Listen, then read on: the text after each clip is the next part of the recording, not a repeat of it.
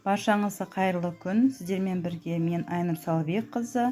Бүгін осындай японский өте биік панкейкидің рецептісімен бөлісетін боламын сіздермен. Бірге жасап көрейік. Менімен бірге болыңыздар. Бізге қажетті ингредиенттер: жұмыртқаның ақ-уызы, жұмыртқаның сары уызы, құмшекер, қопсытқыш, сұйық май және де ұн.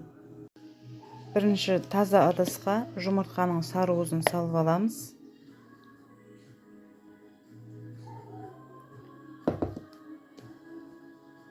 Бұның үстіне құмшекер саламыз. Жартысын. Сөйтіп араластырып аламыз.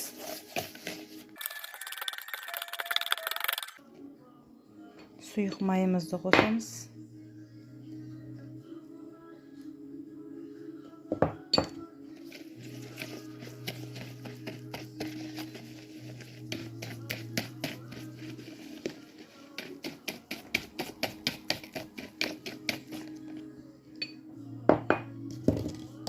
Ұнымызды саламыз. Ұнымыздың барлығын салмаймыз. Тек жартысын ғана салып араластырамыз.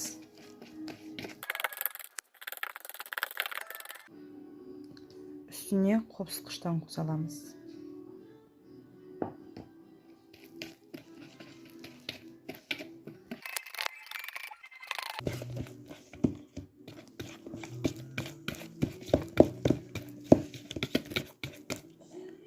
Міне сары уызымыз біздің осындай қою болып шықты. Енді біз ақ уызымызды дайындаймыз.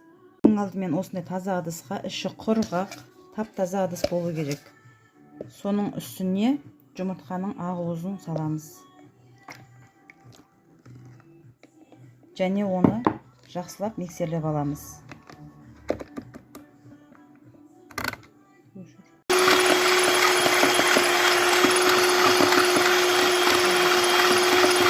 Міне біздің жұмыртқамыз осындай масса болды. Ақ болып көпіршіктеніп, жаңағы 4 жұмыртқамыздың сары уызы осынша үлкен болып көбейді.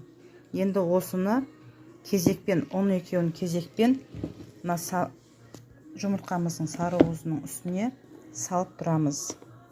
Бұны 2 қасықтан саламын.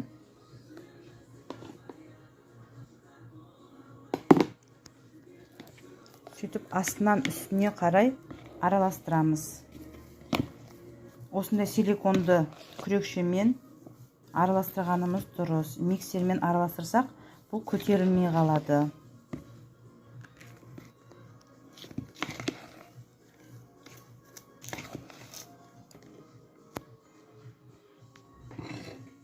Бұның үстіне ұн саламыз. Ұнды илектен өткізгеніміз дұрыс. Бірден көп салмаймыз.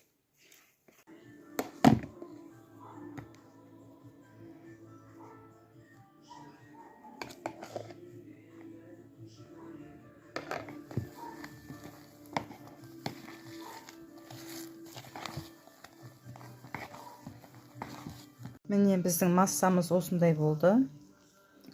Көпіршіктеніп, үлкен болып тұр. Енді осыны табада пісіреміз. Менімен бірге болыңыздар. Орташа отта табаны қыздырып, ішіне май жақпай, салмамызды саламыз.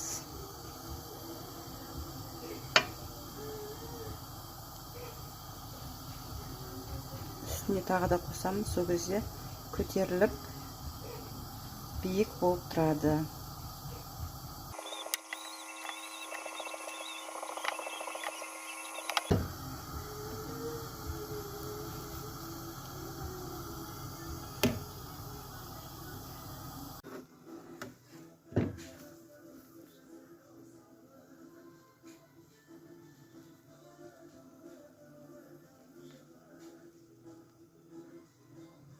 Екі жағын аз-аздан пісіріп аламыз.